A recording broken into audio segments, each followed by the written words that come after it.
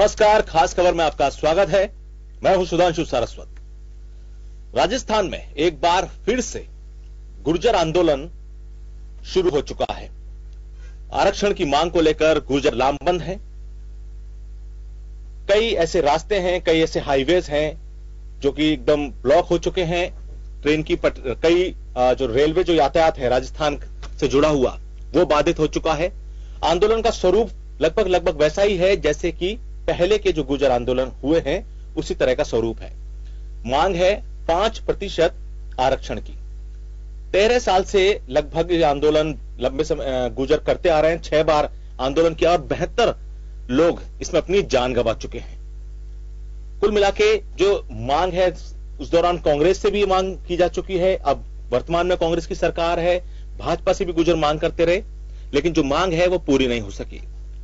लेकिन खामियाजा आम लोगों को भुगतना पड़ रहा है जो कि हाईवेज पर अटके हुए हैं, जिनकी ट्रेन कैंसिल हुई है, जो कि ट्रेन से यात्रा कर रहे हैं या फिर सड़क मार्ग द्वारा यात्रा कर रहे हैं। बहुत सारे प्रश्न है वो गुर्जर समाज से भी हैं। गुर्जर आंदोलन की जो मांग है वो भी एक तरीके से अगर कोई समाज मांग कर रहा है तो कुछ जायज है। सरकार पर भी प्रश्न चिन्ह लगते हैं कि बार बार ये आंदोलन खड़ा होता है, आखिर क्या केवल एक सियासत का माध्यम रह गया है ये सब कुछ। इस पूरे मुद्दे पर हम चर्चा करेंगे, लेकिन उससे पहले एक रिपोर्ट देखते हैं। राजस्थान में सवाई माधोपुर के मलारना डूंगर में 5 दिन पहले आरक्षण की मांग को लेकर रेलवे ट्रैक से शुरू हुआ गुर्जरों का आंदोलन अब सीकर, दौसा, झुंझुनू, बूंदी और टोंक तक फैल गया है। मंगलवार को गुर्जरों के आराध्य देव नारायण की जयंती भी गुर्जरों ने हाईवे पर मनाई। साथ ही ये ऐलान भी किया कि मांग स्वीकार न होने तक आंदोलन जारी रहेगा। जयपुर, बयाना, धौलपुर की बसें भी बंद कर दी गई। 13 साल में 6 बार हुए आंदोलन और 72 गुर्जरों की जान जाने के बाद भी आज तक आरक्षण की आग नहीं बुझ पाई है। रविवार को कुछ हुड़दंगियों ने धौलपुर में पुलिस के 3 वाहनों को आग के हवाले कर दिया था। हवा में फायरिंग भी की थी। आंदोलनकारियों ने दौसा जिले के सिकंदरा के पास राष्ट्रीय राजमार्ग संख्या 11 को अवरुद्ध कर दिया। आंदोलनकारियों और सरकारी प्रतिनिधि मंडल में शनिवार को हुई बातचीत बेनतीजा रही। मुख्यमंत्री अशोक गहलोत ने रविवार को कहा कि सरकार के स्तर पर वार्ता के द्वार खुले हैं। सोमवार को गुर्जरों ने जयपुर में जुड़ने वाले 5 सड़क मार्गों पर जाम लगाया था। इसके कारण जयपुर से सवाई माधोपुर, टोंक, आगरा समेत कई इलाकों के लिए रोडवेज बसें नहीं चली। जयपुर में 200 और अजमेर में 14 रोडवेज बसों का संचालन नहीं हुआ। 26 ट्रेनें रद्द करनी पड़ी। 10 से अधिक ट्रेनों के मार्ग बदलने पड़े। ऐसे में करीब 1 लाख यात्रियों को परेशानी उठानी पड़ी। आंदोलन खत्म करने को लेकर सरकार की तरफ से भी कोई खास पहल नहीं हुई। सोमवार रात 12 बजे तक मुख्यमंत्री आवास पर मुख्यमंत्री अशोक गहलोत ने मुख्य सचिव, पुलिस महानिदेशक समेत आला अधिकारियों की बैठक ली, जिसमें गुर्जर आंदोलन की रोकथाम और समाधान पर चर्चा की गई। प्रशासन ने भरतपुर, करौली, सवाई माधोपुर, दौसा और टोंक में सुरक्षा बढ़ा दी है। उत्तर प्रदेश और मध्य प्रदेश से अतिरिक्त सुरक्षा बल मंगवाए गए हैं। 8 जिलों में राजस्थान सशस्त्र बल की 17 कंपनियां भी तैनात की गई है। रेलवे स्टेशन और ट्रैक की भी सुरक्षा की जा रही है। उधर गुर्जर आरक्षण आंदोलन संघर्ष समिति के प्रदेश उपाध्यक्ष भूरा भगत ने कहा कि सरकार का प्रतिनिधिमंडल सकारात्मक जवाब देने की बात कह रहा है, लेकिन अब तक कोई संदेश नहीं आया। ऐसे में अब गुर्जर समाज को वापस आंदोलन तेज करना होगा। इस बीच सरकार के पर्यटन मंत्री विश्वेंद्र सिंह, स्वास्थ्य मंत्री डॉक्टर रघु शर्मा और सामाजिक न्याय विभाग मंत्री मास्टर भंवरलाल मेघवाल की कमेटी बनाई। गुर्जर समाज की मांग है कि सरकार सभी प्रक्रिया पूरी करके 5% आरक्षण बैकलॉग के साथ दे। ये हमारे लिए बातचीत का सवाल क्यों खड़ा होता है? मैं तो यहाँ पर लंबी चौड़ी बात नहीं करके ये कहूंगा कि हमारा 5% ले आओ। हमसे बातचीत करनी है तो यही करो, नहीं तो आप पे बने जो आप करो और हम पे बनेगी जो हम करें। अच्छा, अगर ब्यूरो रिपोर्ट, जन टीवी न्यूज।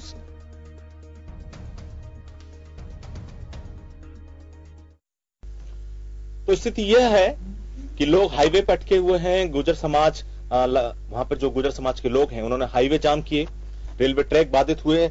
जिस तरह से 26 ट्रेनें रद्द हुई, 200 से ज्यादा बसें और 1 लाख से ज्यादा जो यात्री इन मार्गों पर निकला, उसे परेशानी का सामना करना पड़ा।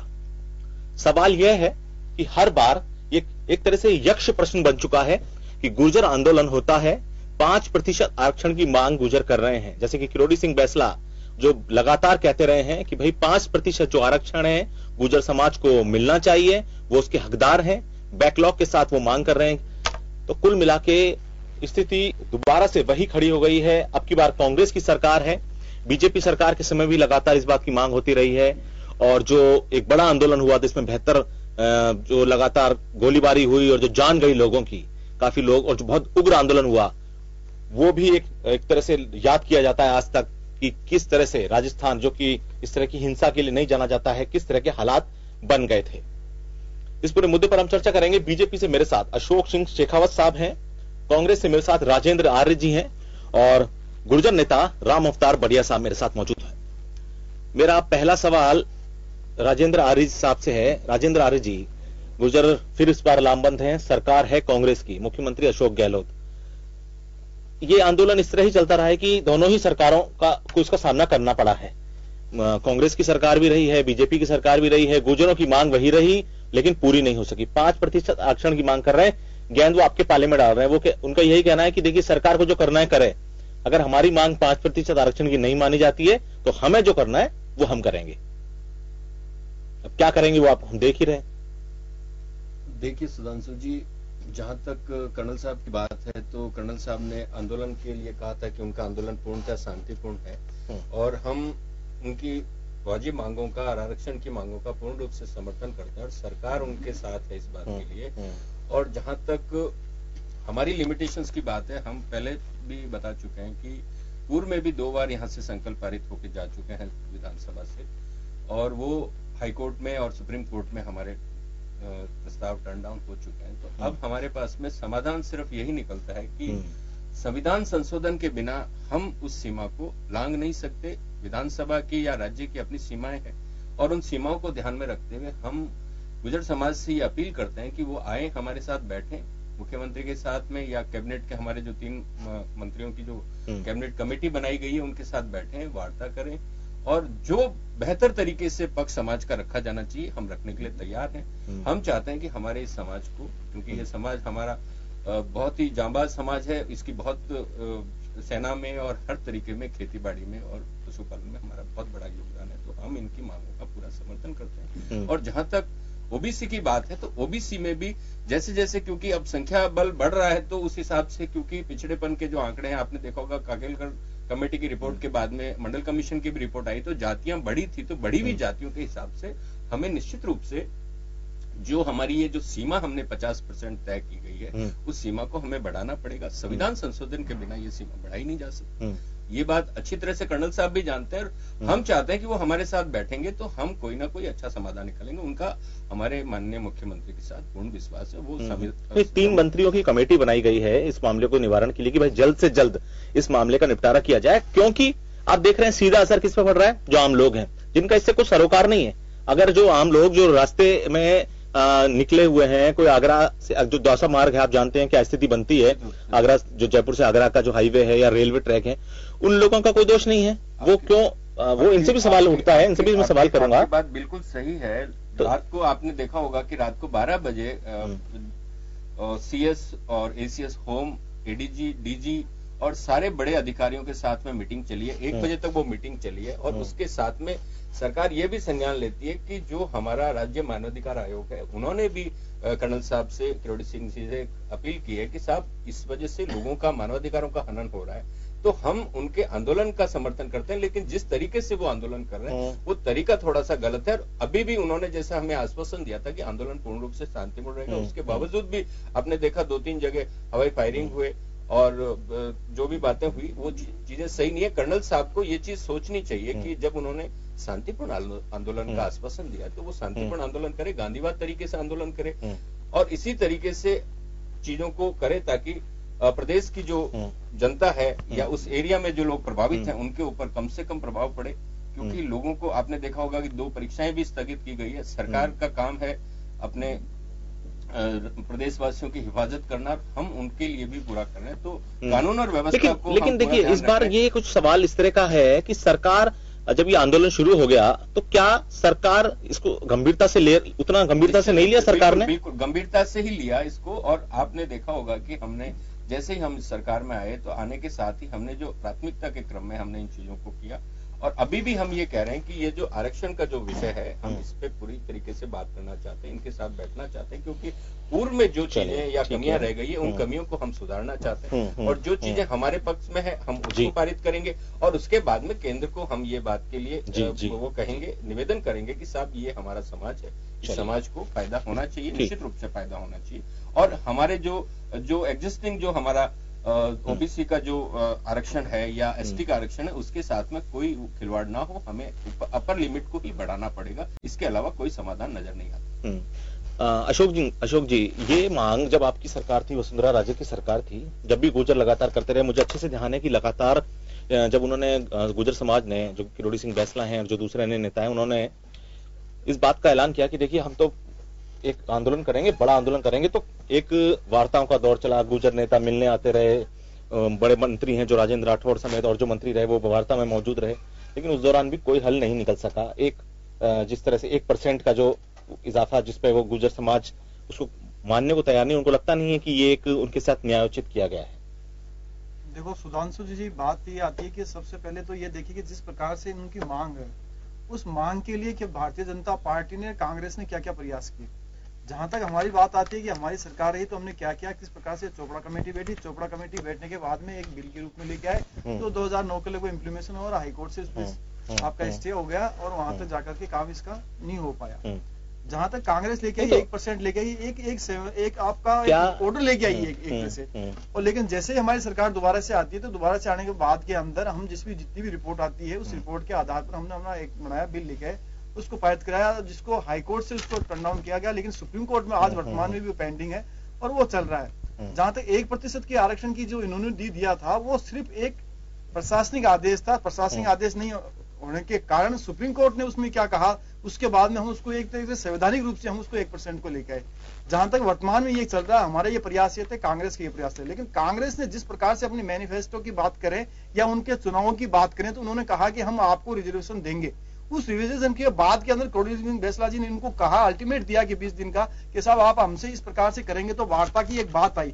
वार्ता की बात आने के बाद के अंदर आपने उनसे कोई वार्तालाप नहीं करी, और 7 तारीख को जब इस प्रकार से हुआ तो आप जाकर के मंत्रियों की एक कमेटी बनाते हो, उनसे बात करते हो, मतलब ये आने से नहीं ओबत आती, उससे पहले ही आप वर्तमान के अंदर आप इसको रोक सकते थे, आप कर सकते थे। मतलब आप ये कहना चाह रहे हैं कि बीजेपी ने गुर्जर समाज के बारे में वाकई में गंभीरता से सोचा, उनको लग रहा था, बीजेपी की सरकार को लगता था कि गुर्जर समाज जो मांग कर रहे हैं बेहद सेंसिटिव तरीके से बीजेपी देख रही थी। अभी वर्तमान जो सरकार है वो शायद उतनी सेंसिटिव तरीके से इस इशू को नहीं देख रही है। देखो, एक तो संवैधानिक पहलू है और एक जिस प्रकार से जो आज वर्तमान के अंदर आंदोलन चल रहा है वो एक अलग चीज है। संवैधानिक पहलुओं के हम मानते हैं, संवैधानिक को उसको संवैधानिक तरीके से देखा जाएगा, लेकिन जो आज वर्तमान की जो स्थिति आ रही है उस स्थिति को आप रोक सकते थे, लेकिन आपने रोक नहीं पाया, क्योंकि आपने भाषणों में ये बातें कही, हम आएंगे आपको देंगे। जिस प्रकार से किसान कर्ज माफी की है उसमें भी आपने ये कहा, और फिर जाके मोदी जी को चिट्ठी लिख दी, साहब आप दीजिए, इसी में आप कह रहे हो कि साहब मोदी जी आपको देंगे। लेकिन आप देखिए, सोशल रूप से, सामाजिक रूप से आरक्षण होती है, और एक आपका इकोनॉमिक्स रूप में होता है जो वीक रूप से होता है, जिसकी 50% की जो सिचुएशन है, जो इंदिरा साहनी और नागराजन की जो केसेज आए, उस केसों के अंदर उसको लगा दिया गया। आप फिर से आप गहलोत जी कह रहे हैं कि साहब जाकर के आप हो तो हम तो मोदी जी देंगे, आप तो इनको नहीं दे सकते। जिस प्रकार से प्रेस कॉन्फ्रेंस में आप करते हैं, जैसे गहलोत जी बैठते हैं, आपके सचिन पायलट जी बैठते हैं, तो किस प्रकार से वो कहते हैं कि साहब आप बोलो कि आप सरकार में आप नहीं हो, तो मतलब आप इस मैटर को किस प्रकार से आप लेना चाह रहे थे। आप पूर्व में ऐसे ले रहे थे और वर्तमान में आप स्थिति ऐसी है कि आप उसको हल नहीं निकालना चाह रहे, उनको आप धरातल पर नहीं लेना चाह रहे। आप इतना तो यह नहीं, किरोड़ी बैसला जी आपके साथ मिल नहीं सकते, बैठ नहीं सकते थे, लेकिन उन्होंने कहा आपने ऐसा कोई प्रयास ही नहीं किया। प्रयास किया तो एक मंत्री जी को भेजे जो 19 के क्षेत्र के हैं, उनको भेजा, बाकी का आपको भेजने की कोशिश नहीं करी आपने, न पूर्व में आप भेजते, वो भी आपने कोशिश नहीं करी है। ठीक है, मैं इस बात का जवाब लेता हूँ। राम अवतार बढ़िया जी हैं मेरे साथ, गुर्जर नेता। राम अवतार जी, इनके अपने एक नजरिया है कांग्रेस सरकार का भी कि भाई बातचीत होगी। बीजेपी से जब हम बात कर रहे हैं कि देखिए कि अभी जो वर्तमान, क्योंकि वो विपक्ष में बैठे हैं तो उसके हिसाब से बात कर रहे हैं। मैं एक गुर्जर, आप गुर्जर समाज के नेता हैं, समुदाय को अच्छे से समझते हैं, उसकी क्या तरह की स्थितियां हैं, क्या ये जो पार्टियां हैं ये आपकी मांग को समझ पा रही हैं कि या फिर केवल एक सियासी तौर पर इस्तेमाल किया जा रहा है आपको और आप उस भाव में बहते चले जा रहे हैं हर बार? दोनों ही, या आपके नेता आपको इस्तेमाल कर रहे हैं? ऐसा नहीं है, हमारे नेता हमारे मुद्दे के साथ है। ये दोनों ही पार्टियां गुर्जर समाज के आरक्षण को मुद्दे को लेकर संवेदनशील नहीं है। भारतीय जनता पार्टी के कार्यकाल में भी हमने आरक्षण की मांग उठाई थी, और कई समझौते किए, कई प्रस्ताव पारित किए इन्होंने, वो कोर्ट में जाके अटक गए और कोर्ट में इन्होंने अच्छी तरह पैरवी नहीं कर पाई। चुनाव आ गए, चुनाव में कांग्रेस पार्टी ने अपने घोषणा पत्र में वादा किया। अब ये कांग्रेस पार्टी तय करे कि किस तरीके से इन्होंने क्या सोच के वादा किया, ठीक है, क्या सोच के गुजरों से वादा किया। दूसरी बात कि गुजर समुदाय अपने आरक्षण के लिए लड़ रहा है और कोई जो भी पार्टी हमें आरक्षण देने का वादा करती आई है चुनाव में, कांग्रेस पार्टी को हमने सत्ता में लाए, इससे पहले भारतीय जनता पार्टी को सत्ता में लाए, दोनों पार्टियों को हमने बहुत अच्छी तरह देखा, परंतु ये दोनों ही पार्टियों ने हमारा आरक्षण का मुद्दा सॉल्व नहीं कर पाई। इस बार गहलोत जी ने ये कहा कि हम तुम्हें आरक्षण देंगे। केंद्र में मोदी सरकार क्या पार्टी आपको बेवकूफ बना रही है ये गुर्जर समाज को? बेवकूफ तो नहीं बना रही। क्या नहीं, आप जब आपने एक बात कही, देखिए जब अशोक सिंह जी बात कह रहे थे कि हमने पास किया, लेकिन जब वो हाई कोर्ट में जाके अटक गया, तो क्या जब सरकार को पता है कि संविधान का एक दायरा है, उसके ऊपर नहीं जा सकता, सुप्रीम कोर्ट भी अपना एक निर्धारण कर चुका है आरक्षण का, तो फिर किस आधार पर सरकार दावा कर देती है? अभी केंद्र में जो आर्थिक आधार पे माननीय मोदी जी ने सवर्ण आरक्षण दिया, सवर्णों को आरक्षण दिया, तो क्या गुजरों को 5% आरक्षण नहीं दे सकते? और तो गहलोत साहब कह रहे हैं ना कि मोदी जी के पास है, मोदी जी करें, मोदी जी आपके लिए सरकार संकल्प पारित करके और मोदी जी इस बात को संविधान में संशोधन करवाए सरकार, केंद्र सरकार। आपने जब चुनाव वादा किया, आपके चुनाव घोषणा पत्र में डाला, तो क्या सोच के डाला? केवल वोट बटोरने के लिए, वोट बटोरने के लिए, सत्ता पाने के लिए। और अगर यही रहा, और हम केंद्र सरकार से मांग करते हैं कि वो इस मुद्दे का प्रभाव से निष्कर्ष निकाले। ठीक है, लेकिन एक बात बताइए आप मुझे, हर बार की तरह आंदोलन जब होता है तो गुर्जर समाज जिस तरह का जो आंदोलन का प्रारूप है आपका, वो इस तरह का लोगों को तकलीफ देने वाला क्यों हो जाता है? क्या लोगों को तकलीफ नहीं होती उससे? होती है, ये मानते हैं, परंतु हमने सरकार को 20 दिन पहले कह दिया था कि आप बात करो किस तरीके से हमें आरक्षण दोगे, क्या आपने क्या सोच के घोषणा पत्र में डाला था। सरकार की जू नहीं लगी अभी भी। तो आपको लगता है कि एक तरीका सरकार को जगाने का, नहीं, और किसी तरीके से आंदोलन और तरीके से नहीं किया जा सकता है? बूंदी में, करौली में, अजमेर में, भरतपुर में, दौसा में महापंचायत करके सरकार को जगाने का कार्य किया, पर सरकार के जगने का कार्य नहीं किया। दूसरा, आज भी सरकार एक मंत्री को भेज रखी है, कमेटी बना रखी 3 मंत्रियों की। क्या सरकार के तीनों मंत्री जाके वहां बात नहीं कर सकते थे? आज एक विश्वेंद्र सिंह जी को भेज रखा है। विश्वेंद्र सिंह जी हमेशा, क्या राम अवतार जी, ये आप मानते हैं कि ये जो आंदोलन शुरू हुआ, सरकार ने इस आंदोलन को गंभीरता से नहीं लिया, सरकार की तरफ से किसी प्रकार की कोई गंभीरता नहीं दिखाई गई? बिल्कुल बिल्कुल। जब कर्नल साहब ने 20 दिन पहले कह दिया था, हमने बहुत कम से कम 50-50 हजार आदमियों की महापंचायतें की, तो सरकार को सोचना चाहिए। जब आंदोलन किया, हमने रेल ट्रैक रोका, उसके बाद में सरकार सोचने लगी है, तो हमने सरकार को चेताने की खूब कोशिश करी। जी ठीक है, मेरे साथ इस चर्चा में वरिष्ठ पत्रकार श्याम सुंदर शर्मा जी भी जुड़ चुके हैं। श्याम जी, एक बार फिर से गुर्जर आंदोलन की आग आप देख ही रहे हैं, धौलपुर, करौली, दौसा, टोंक और सीकर अन्य जिलों में फैलती जा रही है धीरे धीरे, और लोग जिस तरह से जो पहली तस्वीरें बनती आई वही स्थिति बनती आ रही है। एक बड़ा सवाल कि जैसे अभी आपने दोनों को सुना, आपने भी जो अशोक सिंह जी को भी सुना, गुर्जर जो नेता है राम अवतार जी उनको भी सुना। जब सरकारों को पता है कि हाई कोर्ट, जब अशोक सिंह जी कह रहे थे कि हमने पारित किया और हाई कोर्ट में जाके उसको अटकना है, तो क्या ये सरकार केवल इनके साथ एक क्या गुर्जर समाज को बेवकूफ बनाती है, जब उनको पता है कि संविधान का एक दायरा है और वो संविधान इसका दायरा आरक्षण का और संविधान संशोधन के द्वारा ही ये दिया जा सकता है? 50% से ज्यादा सुप्रीम कोर्ट भी इस पर रोक लगा चुका है। देखिए सुधांशु जी, देश की स्थिति अलग तरह की है। गुर्जर समाज को हिमाचल में और जम्मू कश्मीर में एसटी का दर्जा मिला हुआ है, राजस्थान में एसटी, ये स्पेशल एसटी ऑफिस चाहते हैं। आखिर यहाँ से हम प्रस्ताव पारित कर देंगे का? हम आज कैबिनेट की बैठक भी हो रही है, उसमें एक प्रस्ताव आ रहा है और मैं मानता हूँ कि कल विधानसभा में आएगा और पारित भी हो जाएगा। लेकिन उसके बाद केंद्र में जाने के बाद उसका होगा क्या? केंद्र सरकार, क्योंकि एक आर्थिक आधार पर आरक्षण की बात ये कह रहे हैं, देश में एक जैसा लागू होना उसको कुछ दिक्कत नहीं, लेकिन गुर्जर समाज वाले में एक जैसा लागू नहीं हो सकता, क्योंकि परिस्थिति अलग तरह की है। तो केंद्र सरकार कैसे पारित करेगी, इसको मेरे को समझ में नहीं आता। यानी से उससे कानूनी रूप से पेचीदगी है, ये कर्नल साहब को पूरी तरह से पता है। कर्नल साहब लोकसभा के चुनाव से पहले सब कुछ क्यों करते हैं? अब देखिए कि कर्नल साहब ने एक बार लोकसभा का चुनाव बीजेपी से लड़ा, दूसरी बार कांग्रेस को समर्थन दिया। अब वो किसके पाले में जाएंगे वो खुद जानते हैं, और ये भी जानते हैं कि ट्रैक रोकने से क्या, गुर्जरों को आंदोलन करने से, इनके जिस प्रकार से आप देखिएगा जितने लोगों के खिलाफ 755 मुकदमे दर्ज हैं, 8,072 लोग जान भी गंवा चुके हैं, 8,000 से अधिक लोगों के खिलाफ, और 162 वापस। अभी पता है कि गुर्जर युवकों को, बेचारों को भड़का दो, कर दो, आप जिस तरह का माहौल कर दो, देश में अराजकता पैदा करने के लिए आपको किसी जाति विशेष को छूट नहीं दी जा सकती। मैं मानता हूं कि शुरुआत में सरकार ने जिस प्रकार का रवैया अपनाया और छूट दी, उसी का परिणाम है कि ट्रैक पे जाके बैठ गए। ट्रैक पे जाके बैठने नहीं देते तो आज स्थिति नहीं बनती। लेकिन देखिए मुख्यमंत्री उदारवादी है निश्चित रूप से। अब ये कह रहे हैं कि कैबिनेट का मंत्री जाके बात करता है तो सरकार बात करती है। आप एक मंत्री क्यों कहते हैं उसको? अगर वो कह रहा है कि हम आपको आमंत्रित करने आए, बातचीत करने आए, तो आप बातचीत करने चाहिए। आप कहते कि नहीं हमें तो नोटिफिकेशन चाहिए, नोटिफिकेशन मिलेगा नहीं, ये निश्चित रूप से कहा जा सकता है। अब आपके वजह के अगर सुप्रीम कोर्ट जैसे पहले डायरेक्शन दिया था उसके बाद खत्म हुआ था आंदोलन, क्या यही चाहते हैं गुर्जर समाज के लोगों ने? आज फैसला साहब ने लिख के दिया ना हाई कोर्ट सुप्रीम कोर्ट में कि मैं भविष्य में नहीं करूंगा ऐसा, ना सड़क रोकूंगा ना रेल रोकूंगा। आज फिर आप रोक के बैठ गए, आपके ऊपर चस्पा किया घर पे। आप जानते हुए कानून के जानकार है, आप कहते हैं कि मैं अनपढ़। अनपढ़ कैसे? आप कर्नल के पोस्ट से सेना से रिटायर हुए, आप देशभक्ति के प्रति। मैं मानता हूं कि इनकी समस्या जायज है, लेकिन ये भी जानते हैं कि जब अगर केंद्र सरकार 2 जगह एसटी का आरक्षण रखती है और यहाँ पर हम स्पेशल ओबीसी का आरक्षण कैसे देगा, मुझको नहीं समझ में आता। केंद्र सरकार भी नहीं करेगी, मैं 100% कह सकता हूँ। एसएलबी आपकी विचाराधीन है सुप्रीम कोर्ट में, मई में सुनवाई होनी है, ये भी पता है इनको। अब कोई फैसला हो नहीं सकता विधानसभा में।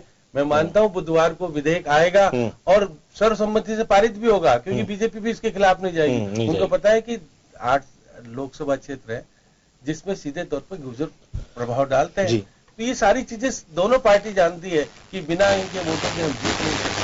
हम उनको इस तरह से राज्य के उप मुख्यमंत्री खुद गुर्जर जाति से आते हैं,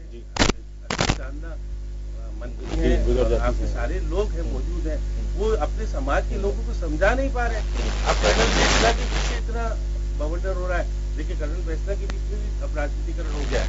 फोन खुद नहीं उठाते, मंत्री फोन करते तो उनका बेटा उठाता है विजय।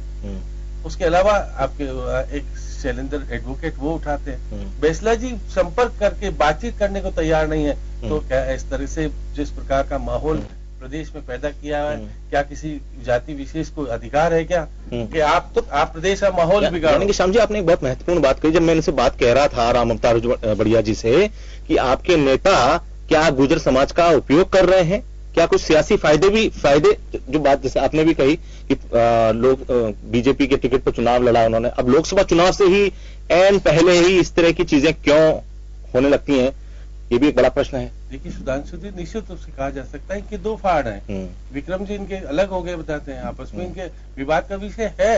अब आप फैसला जी केवल ये कहें कि मैं आरक्षण दिला के रहूंगा, नियमों के खिलाफ दिला के रहूंगा, संविधान के अंतर्गत नहीं मिलेगा तो भी लेके रहूंगा, ये सारी बातें मामला है, जायज है। कोई 1% मिल सकता है, 1% दे रखा है, 4% ओबीसी में। अब आप दोनों जगह स्थिति खराब हो गई कि 1% भी नहीं ले पा रहे और 4% भी नहीं ले पा रहे।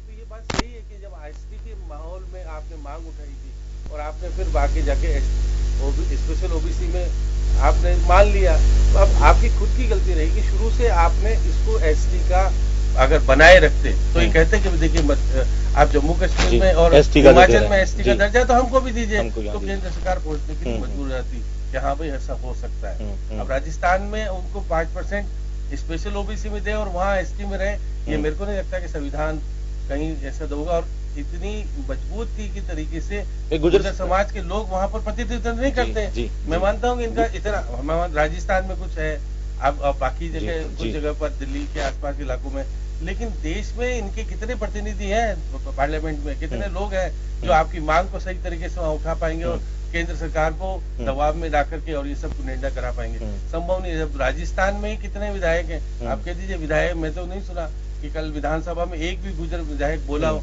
कि हमारे इसके लिए ये सारी चीजें जब वो दिखती है तो वो राजनीतिकरण ये बात लगातार उठती रही है कि भाई देखिए गुर्जर समाज आंदोलन कर रहा है, इनके खुद के जनप्रतिनिधि जो चुनाव जीतते हैं, जो सदन में बैठते हैं, वो इस मुद्दे को नहीं उठाते, इस मुद्दे पे कतई बात नहीं करते, चाहे वो किसी भी पार्टी की हो, चाहे वो कांग्रेस की हो, चाहे बीजेपी की हो। तो ये एक बड़ा मसला है, क्योंकि जो आपके जब प्रतिनिधि जो बैठे हुए सदन में, वही आपकी मांग को नहीं उठा पा रहे हैं। ऐसा नहीं है, कल योगेंद्र जी अमाना जी ने इस मुद्दे को उठाया है, और रही बात जिन लोगों ने नहीं उठाया उनको भुगतना पड़ गया। आप देखिए, भारतीय जनता पार्टी से एक भी विधायक या कोई मंत्री चुनाव नहीं जीत के आया। इसी तरीके से पहले भी जिन लोगों ने नहीं उठाया उनको भुगतना पड़ा। तो आपके उप मुख्यमंत्री जी को समझदारी है, वो तो समाज में जाके बताए कि किस प्रकार से क्या उप मुख्यमंत्र जी ने वादा नहीं किया था गुजरों से? गुजरों गलत वादा किया ना, उनको पता ही नहीं कर सकते। वादा किया था, वादा किया उन्होंने, तो घोषणा पत्र में क्या रखा है 5% देंगे, लेकिन देंगे किस दायरे में रखे, किस प्रकार से क्या करेंगे। जब आप देंगे तो आपके सुप्रीम कोर्ट, हाई कोर्ट बीच में आएगा, रोक लगाएगा, फिर आप कहोगे कि नहीं मिला, नहीं मिलेगा। 100% मैं भी कह रहा हूँ कि आपके कल विधानसभा में निश्चित रूप से हो सकता है कि ये सर्वसम्मति से पारित भी हो जाए कल, और पारित होने के बाद ये केंद्र में जाएगा और आपको अर्थव्यवस्था लग जाएगी, फिर आपको ना तो मिलेगा ना कुछ होगा। जो स्थिति है वो कायम। बिल्कुल बिल्कुल बिल्कुल श्याम जी, जिस तरह से ये इस तरह का प्रश्न हर सरकार में गुर्जर आंदोलन की एक आग खड़ी हो जाती है, और गुर्जरों की मांग जायज है। गुर्जरों में गुर्जर समुदाय है, निश्चित तौर पर कई ऐसी स्थितियां हैं कि जहां इनको आरक्षण से जो कई समुदाय के कई लोग ऊपर आ चुके हैं, लेकिन बहुत सारे जो समुदाय के हिस्से हैं वो अभी तक उस स्थिति में नहीं है।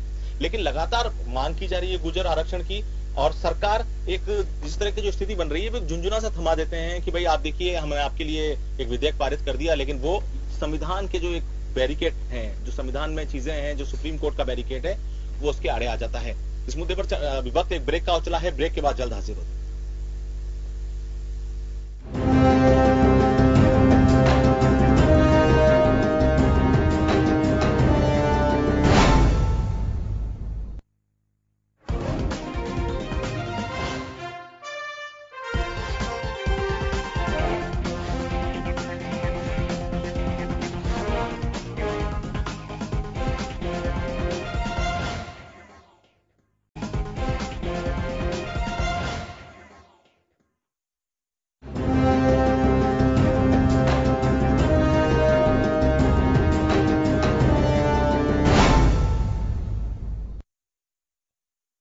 ब्रेक के बाद आपका फिर से स्वागत है खास खबर। खास खबर में हम चर्चा कर रहे हैं राजस्थान में जिस तरह से गुर्जर आंदोलन फैल रहा है। गुर्जर एक बार फिर से आरक्षण की मांग को लेकर लामबंद हैं, हाईवे जाम है, रेलवे ट्रैक जाम है, लोग हो रहे हैं परेशान।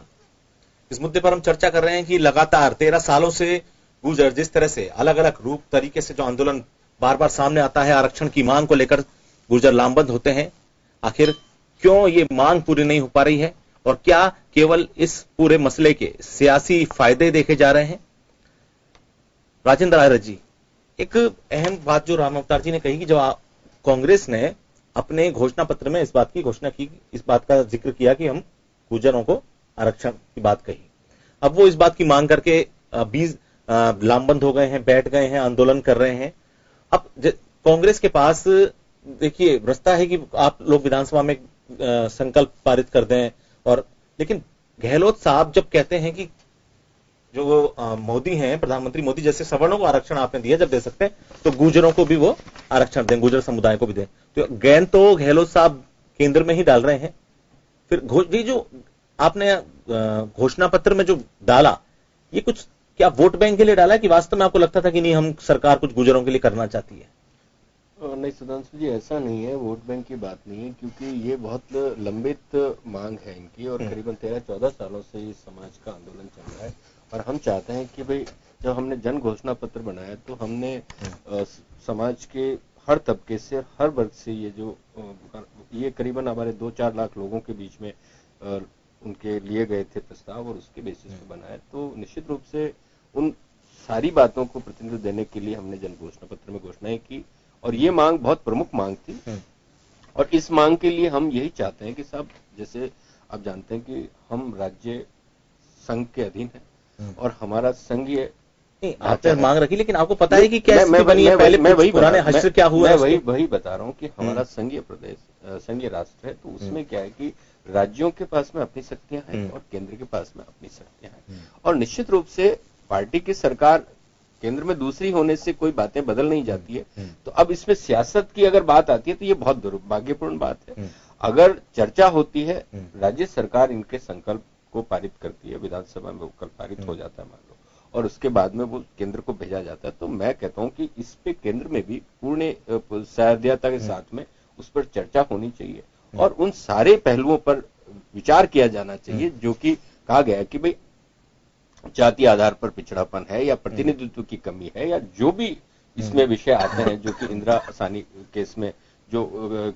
डिस्कस भी किए गए थे कि साहब अगर कोई वास्तव में, और संविधान हमारी संसद बना सकती है और संविधान संशोधन संसद कर सकती है और संसद जो कानून बनाती है उस कानून को सुप्रीम कोर्ट भी मानता है और हमारे हाई कोर्ट भी मानते हैं, तो निश्चित रूप से हम चाहते हैं कि इस पे चर्चा होनी चाहिए और चर्चा संसद में होगी, लोकसभा में होगी और वो पारित होगी तो निश्चित रूप से समाज को फायदा होगा। और हमें आज भी ओबीसी का हमारा बहुत बड़ा वर्ग है, जो कि आपने देखा मंडल कमीशन के बाद ही हम ओबीसी रिजर्वेशन की बात करते हैं, लेकिन ओबीसी का रिजर्वेशन सही ढंग से लागू नहीं हुआ है और आज इनके जातिगत आंकड़े अगर हम मंगवाते हैं या देखते हैं या उनका विश्लेषण करते हैं तो हमें निश्चित रूप से पता चलेगा। तो हम कुछ ना कुछ अगर चर्चा होगी या संवाद होगा ना तो हम समाधान लेके निकलेंगे।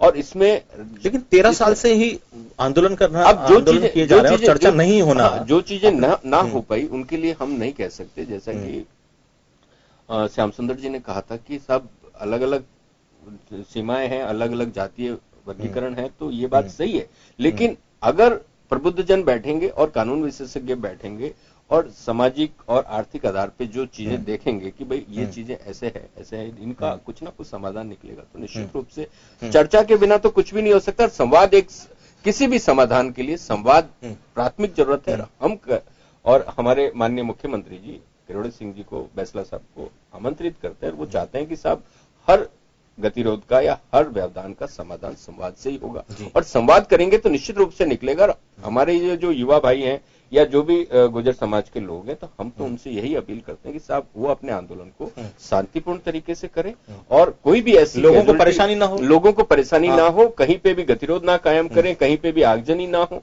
ताकि क्या है कि ये हमारे समाज के ही लोग हैं, हम साथ उठते बैठते हैं, तो कहीं पे भी ऐसी चीजें नहीं होनी चाहिए, अप्रिय घटना नहीं हो, लोगों के बीच में वैमनस्य या रंजिश से ना पैदा हो।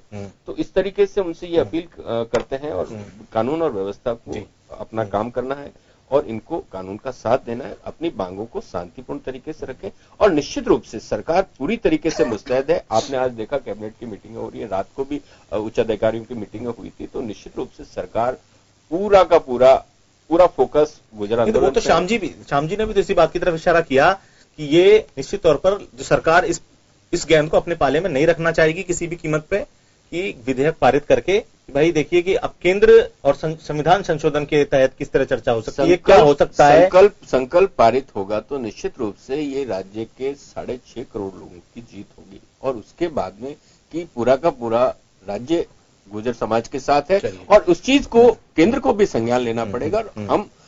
हम और हमारे जो यानी कि विपक्ष के भी जो लोग हैं भाजपा के, तो उनका भी प्रभाव रहेगा कि साहब आपके प्रधानमंत्री पे भी कि साहब समाज का बड़ा वर्ग है, इनको प्रतिनिधित्व मिलना चाहिए। आज अगर इनकी मांगे जायज है तो उनको राम अवतार जी, किरोड़ी सिंह बैसला लगातार कह रहे हैं कि अगर हमारी मांग नहीं सुनी गई, हमारी मांग नहीं मानी गई तो हम नहीं हटेंगे।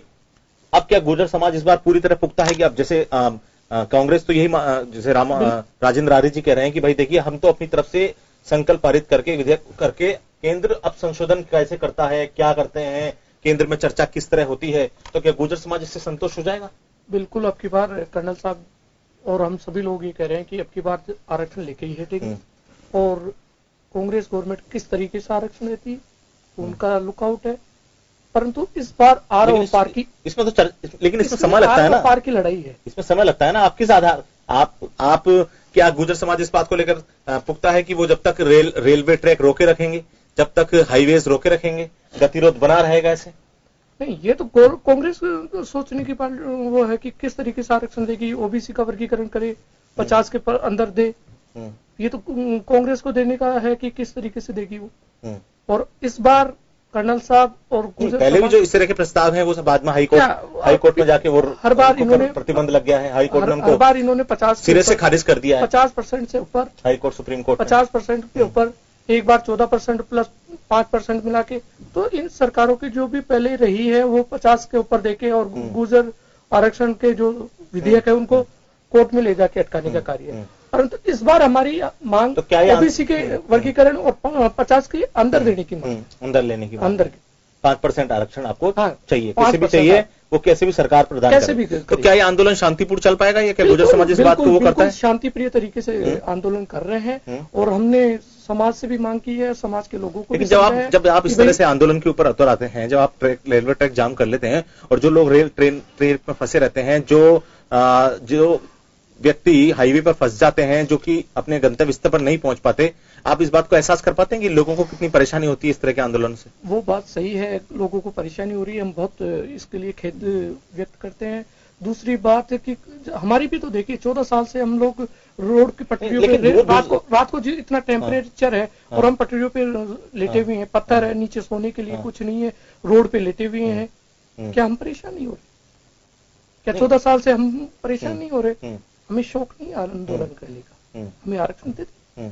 हम सरकार को बहुत पहले से चेता चुके थे, सरकार किस तरीके से बात करती, क्या करती, ये सरकार का 20 दिन से नहीं सोचा, 20 दिन पहले भी सोच सकती थी। परंतु सरकार जब हम आंदोलन करते हैं, रेल की पटरियों पे आते हैं या हाईवे जाम करते हैं, जब जाके सरकार सुनती है।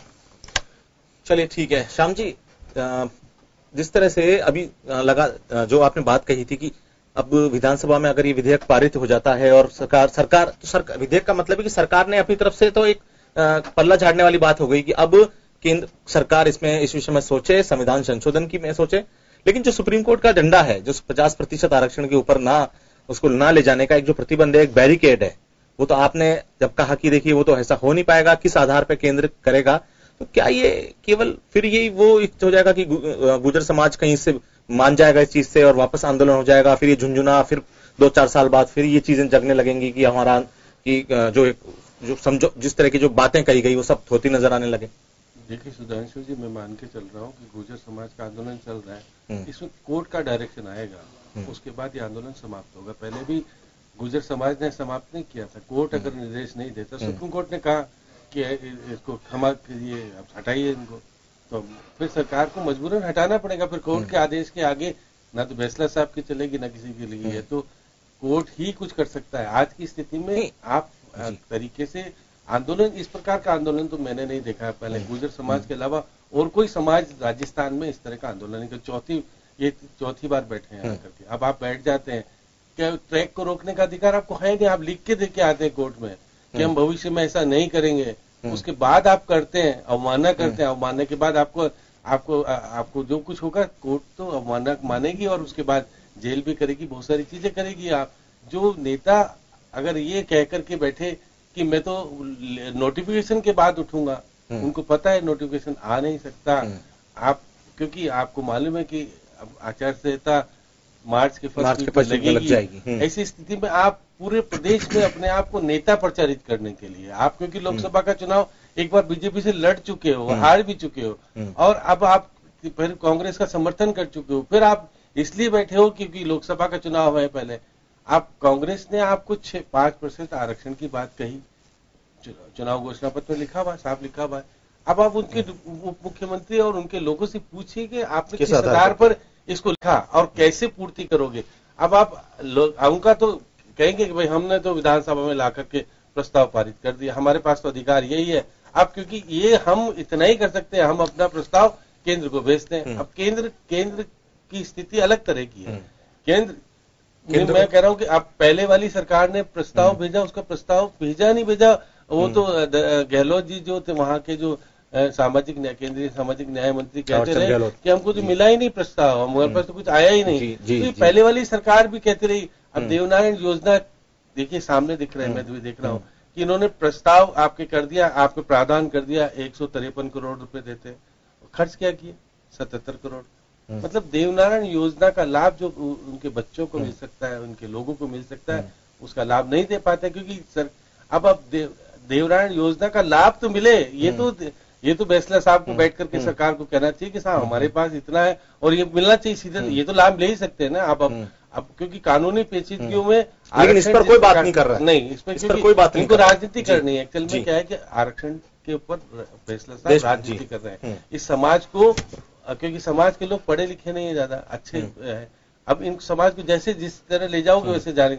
अब अधिक बच्चे महिलाएं ट्रैक पे रात को पड़े रहेंगे तो क्या बीमार नहीं होंगे? आपके मानवता की दृष्टि सबको मालूम पड़ती है कि बच्चा माँ के पास रहेगा और माँ अगर ट्रैक पे बैठी रहेगी तो वो बच्चा बीमार होगा। आप देखेंगे स्वाइन फ्लू वगैरह सब चल रहा है, सब कुछ है, लेकिन क्योंकि बैसला साहब रात को चले जाते हैं वहां से 8:30 बजे, वो 8:30 बजे तक रहते हैं धरना स्थल पर, उसके बाद चले जाते हैं, वो आराम से कहीं रात गुजारते हैं, उनको तकलीफ नहीं देते क्योंकि बड़े नेता हैं वो। लेकिन जो समाज का आम व्यक्ति है जिसको पता नहीं है, जो अपने काम में छोड़ के बैठता है ना, वो रात को उसको अगर तपन मिलेगा नहीं मिलेगा, उसको पूरी तरीके से रजाई गद्दे कहीं है नहीं, तो वो व्यक्ति जो भुगत रहा है। और जिनके बच्चे इस आंदोलन में 70 लोग मारे गए थे, 70 लोगों के परिवार को पूछो कि इस आंदोलन से उनको क्या मिला और वो किस प्रकार की जिंदगी जी रहे हैं, उनको समाज ने क्या दिया। आप देखिए ये सारी चीजें अगर देखेंगे तो निश्चित रूप से समाज को आरक्षण मिले, इसमें दो राय नहीं किसी को भी, लेकिन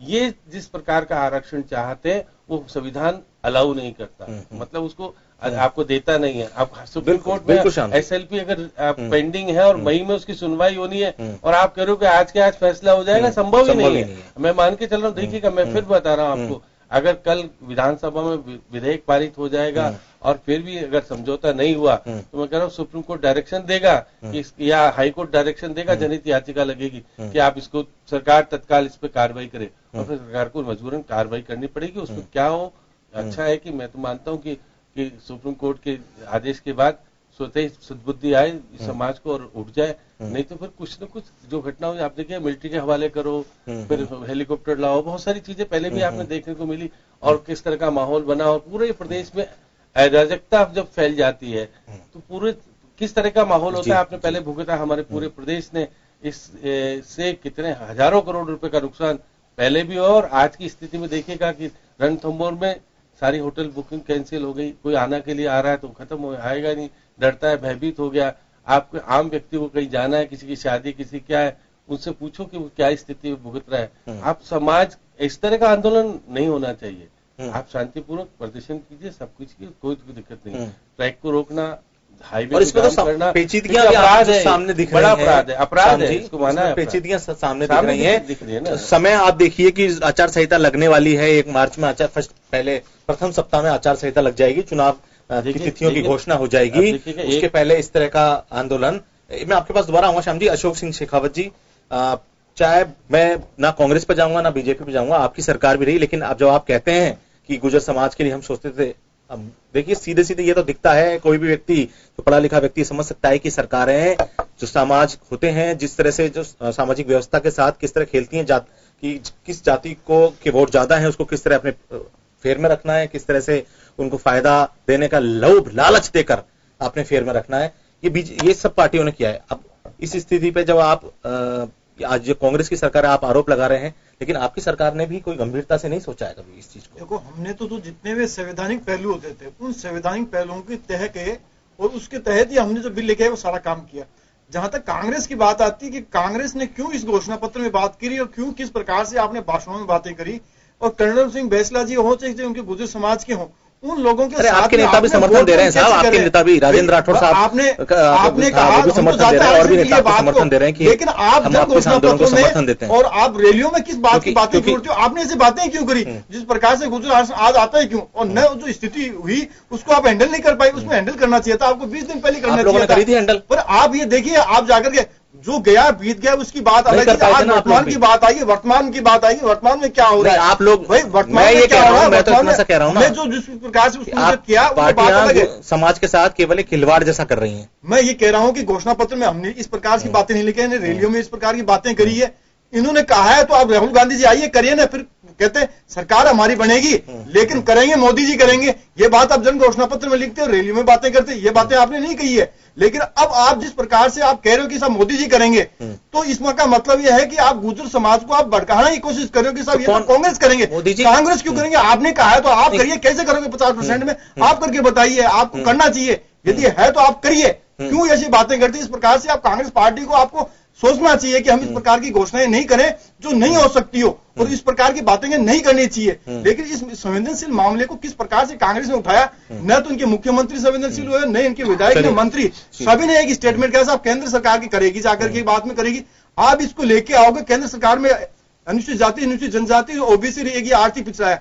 4 कैटेगरी आई, यदि एक अलग प्रकार की कैटेगरी आती है तो पूरे भारतवर्ष में उसका फैलाव होता है और उसको भारतवर्ष में भी उसका बेनिफिट मिलता है। ये नहीं है कि आपको अभी बताया, श्याम सुंदर जी ने एक पर्टिकुलर गुर्जर समाज के लिए केंद्र सरकार की जो, देखिए संविधान के अपने दायरे हैं, सुप्रीम कोर्ट बैरिकेडिंग लगा चुका है और ये सबको पता है कि केंद्र सरकार इस तरह की इस मामले में कुछ कर नहीं सकती। इस तरह के संविधान संशोधन को लाना बहुत इजी, इस तरह के संशोधन करना आसान नहीं है। ये सब चीजें बहुत सारी पेचीदगियां हैं, कानूनी पेचीदगियां सब सामने जाहिर हो रही हैं। फिर भी कि जो राज्य सरकारें हैं, क्योंकि गुर्जर समाज का एक बाहुल्य है, राजस्थान में बाहुल्य है, वो बड़ा वोट बैंक है, तो आप लोग खेलते रहते हैं।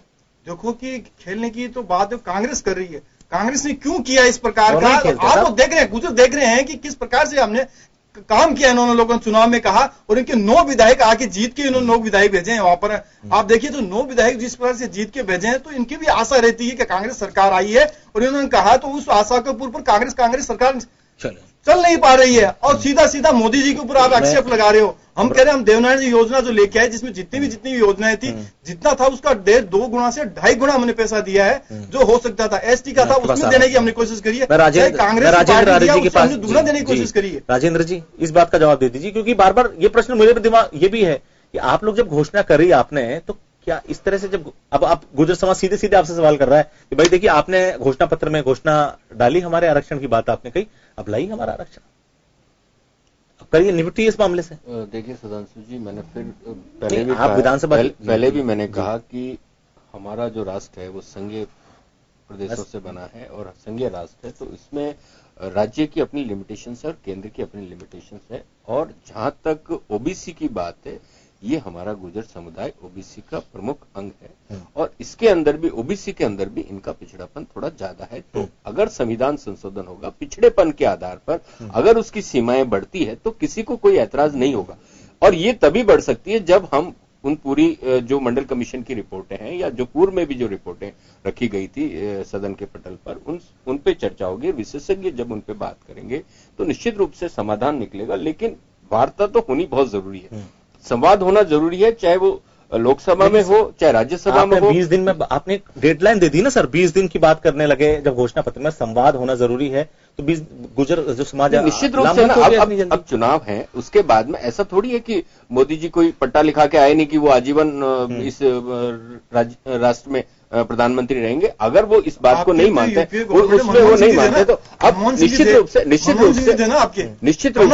अभी पिछले 5 साल के अंदर भी उनके केंद्र के अंदर जो सामाजिक न्याय और अधिकारिता मंत्री थे, तो राज्य ने कोई प्रस्ताव उनके समक्ष भेजा ही नहीं। हम तो वो प्रस्ताव भेज तो रहे, हम उस प्रस्ताव को भेज तो रहे, हम उस प्रस्ताव को भेजेंगे और उस प्रस्ताव के ऊपर आज एक राज्य के बड़े समुदाय की बात है, उस समुदाय की बात को अगर केंद्र इग्नोर करता है तो केंद्र को भी इसका खामियाजा भुगतना पड़ेगा। निश्चित रूप से मानिए, राजनीति नहीं है, ये राजनीति नहीं है, आपने किया वादा प्रॉब्लम का जो समस्या की, कैसी समस्या की वादा करती है और कांग्रेस से कैसे मुकरती है और आरक्षण उनकी प्रमुख मांगे।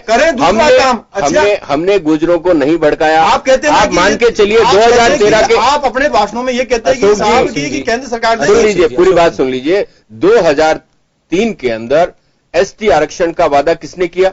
गुर्जरों से, गुर्जरों को मीणाओं से भड़काने का या उनसे लड़ाने का काम किसने किया? और उसके बाद में अब ओबीसी में भी गुर्जरों को ओबीसी से लड़ाने का काम कर रहे हो, कह रहे हो कि साहब उसी दायरे के अंदर दे दो। अरे भाई कैसे दे दो? उस दायरे में समाज, ओबीसी समाज बहुत बड़ा समाज, हम कह रहे हैं कि संविधान संशोधन होगा, संविधान संशोधन होगा। अरे निश्चित रूप से बिना संविधान संशोधन के नहीं होगा, वो तो केंद्र को करना पड़ेगा ना, केंद्र को करना पड़ेगा ना ओबीसी। और इस 5% के अंदर भी मैं फिर बता दूं आपको, इस 5% के अंदर भी सिर्फ गुर्जर अकेले नहीं है, उसके अंदर दूसरे भी, देवासी है, गडरिया है और आपके बंजारे हैं, रेबारी है, सारे ये हैं। तो निश्चित रूप से आप मान के चलिए, जैसे हमारे गुर्जरों का स्तर शैक्षणिक और नौकरियों के अंदर, या उसी तरीके से हमारे जो ये घुमंतु जातियां हैं, जो भी आप देख रहे हैं, बंजारा, रेबारी और दूसरी जातियां, तो भला ही मत दिखो, लेकिन क्या अगर वो आंदोलन नहीं करेंगे हम उनके अधिकारों को छोड़ देंगे? हम वही तो बात कह रहे हैं ना साहब, उस 5% में वो अकेले नहीं, वो 5% में अकेले नहीं है, तो निश्चित रूप से वो समाज एक है। ठीक है, उसके अंदर सरकार ने अति पिछड़ा, मोस्ट बैकवर्ड के ऊपर बात होगी। निश्चित रूप से इसका प्रस्ताव केंद्र सरकार में चर्चा होगी ना, चली गई वहां पर, गहन जरूर चली गई, लेकिन नहीं, लेकिन देखिए मुद्दा ये है ना कि अब केंद्र सरकार पे भी नजर रहेगी। गुर्जर समाज तो सुनने को अभी तो निश्चित बात है, कर्नल साहब कह रहे हैं ना कि प्रधानमंत्री पे भी दबाव डाला जाएगा। तो आज हम यही तो कह रहे हैं ना कि आज हम अगर विधानसभा में वोट देते हैं तो हम लोकसभा में भी वोट देते हैं, तो हमें इन चीजों को देखना पड़ेगा। तो क्या है, लोकसभा का चुनाव भी बाहर के लोग आके जीत के चले जाते हैं, इनके लोग तो सक्षम ही नहीं है। यहाँ के लोग तो इस बार का जो कांग्रेस का अपने दावे हैं, बीजेपी के चूंकि सरकार अब नहीं रही तो बीजेपी की क्या हुआ, किस तरह हुआ, सरकार अपना दावा करती है। लेकिन क्या आप इस बार जब ये केंद्र सरकार की वार्ता चली जाएगी, उसके पाले में गेंद होगी, उनके पाले में लोकसभा चुनाव सामने है, तो क्या आपको लगता है कि ये चीज आपके इस पर प्रस्ताव पर विचार किया जाएगा या केवल चुनावी रणनीति बनकर रह जाएगी और अभी आचार संहिता लग जाएगी, जैसे कि श्याम जी ने भी कहा है? लोकसभा चुनाव में हम जो पार्टी को वोट देंगे वो लोग हमें जो नवी अनुसूची में डलवाने का काम करेंगे उनको देंगे। दूसरी बात, हम पहली बात तो ये करते हैं कि 50% से अंदर दो। भाई 50 के ऊपर तो मांग ही नहीं कर रहे। अब ये तो राजस्थान गवर्नमेंट कैसे देगी 50 के अंदर? इनका लुकआउट है। और अगर ये 50 के ऊपर देती है तो केंद्र के पाले में डालने का, तो ये कांग्रेस गवर्नमेंट केंद्र के पाले में डालने का काम कर रही है। और कांग्रेस की मंशा बिल्कुल सरासर नहीं है।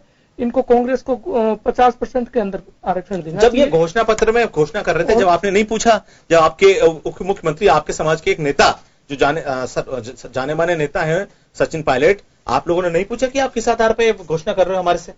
नहीं, इन्होंने क्या करोगे इसका? इन्होंने ये घोषणा, वो उनकी पार्टी के हिसाब से अलग बात है। और परंतु हमने पहले भी मांग की थी 50% से, कांग्रेस बीजेपी के राज में 50% के अंदर मांग की थी और आज भी 50 के अंदर मांग कर रहे हैं। अभी कांग्रेस की देन है, किस तरीके से देगी? तो अगर ये प्रस्ताव भेज देंगे अगर केंद्र सरकार के पास, तो ये आंदोलन बैकआउट हो जाएगा? नहीं, ऐसा 50 के अंदर ही हमारी मांग है। ये तो प्रस्ताव तैयार करके भेज देंगे तो बैकआउट इस तरह नहीं, तो अगर ये 50 से निजात मिलेगी सर। 50 के ऊपर भेजते हैं तो हम इसका विरोध करते हैं। ये केंद्र सरकार के पाले में अगर गेंद चली जाती है तो आप केंद्र पे जोर डालेंगे तो क्या लोगों को निजात मिलेगी? केंद्र के अगर पाले में डालते हैं तो फिर केंद्र में भी हम लड़ाई करेंगे और केंद्र में मांग करेंगे, पूरे हिंदुस्तान लेवल पे बात करेंगे इस चीज की। तो देखिए, जिस तरह से अभी गुर्जर आंदोलन पूरे राज्य में जिस तरह से अलग अलग जो जिले हैं इसकी चपेट में आते जा रहे हैं, फैलता जा रहा है। ट्रेनों की क्या स्थिति है सबको पता है, हाईवेज की क्या स्थिति है, लोग जो आम लोग हैं परेशान हो रहे हैं। गुर्जर भी लगातार लामबंद हैं। कई सालों से ये गुर्जर आंदोलन की आग इस राजस्थान में सुलग रही है, लेकिन इसका निवारण नहीं हो पा रहा है। ना कोई भी, चाहे बीजेपी हो चाहे कांग्रेस हो, जिस तरह की स्थितियां बनती हैं उसे लगता है कि केवल सरकार सियासी फायदे के लिए उपयोग करती हैं विभिन्न जातियों का, और एक झुंझुना हाथ में पकड़ा देती हैं, और जिसका जो समाज के नेता है वो किस तरह समाज को आगे लेके जाते हैं। क्या वास्तव में गुर्जर समाज को 5% आरक्षण की जो मांग है वो पूरी हो पाती है? ये तो वक्त बताएगा। आने वाले समय में पेचीदगियां सब कुछ सामने जाहिर है कि किस तरह की पेचीदगियां हैं, लेकिन चूंकि अभी लोकसभा का रण है, चुनावी माहौल है, उस दौरान इस तरह की चीजें होना, हिंदुस्तान में चुनाव के दौरान ऐसी कई स्थितियां बनती हैं। खास खबर में इतना ही, मुझे दीजिए इजाजत, नमस्कार।